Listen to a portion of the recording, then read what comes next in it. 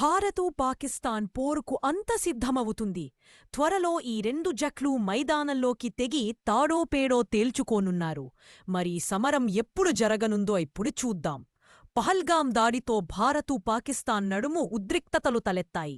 శత్రుదేశం చేసిన గాయానికి ఆపరేషన్ సింధూర్తో ప్రతీకారం తీర్చుకుంది ఇండియా. దీని తర్వాత ఇరుదేశాలు దాడులు ప్రతిదాడులు చేసుకోవడం, పాక్కు మన జవాన్లు 3 చెరువుల నీళ్లు తాగించడం బెలీనే. మనతో పెట్టుకుంటే ఎలా ఉంటుందో వాళ్లకు తెలిసొచ్చింది.